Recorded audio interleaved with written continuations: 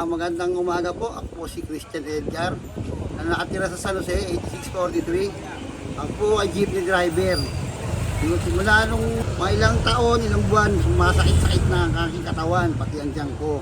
Simula po nung nalaman ko po itong herbal na truso, isang linggo pa lang, umepekto na.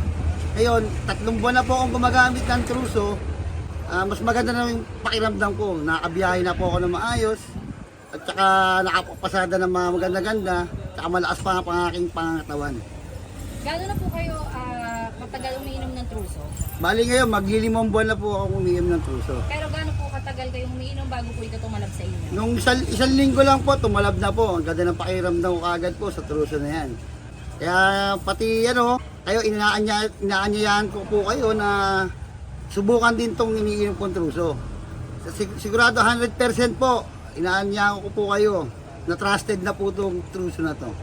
Ano pong masasabi niyo sa mga ibang tao na kagaya niyo na may karamdaman sa sakit ng tiyan? Kaya kayo po, kung may mga karamdaman kayo, subukan nyo to. Ito po ay herbal po, di naman po ito totoong pangalang. Walang halong chemical, organic, kaya truso, trusted. Nung nakita ko po sa online yung truso, wala naman po akong pambili. Sinubukan ko mga kapwa driver ko na jeepney na manghiram para magbili to kasi promo pa. Kaya nung nakapanghiram po ako, umorder na po kagad ako sa online. Una po, pinipigilan ako ng aking anak na wag na bumili sa online.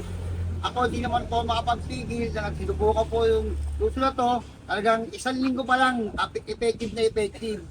Kaya nagpunta ako sa online, unang binili ko isa lang, mga ilang araw, ilang buwan na, 4 na pinabibili ko kasi may nahikayat na po ako sa herbal na to. Kaya kayo, naaniya ko po kayo, bumili kayo ng truso. Herbal, not isang organic.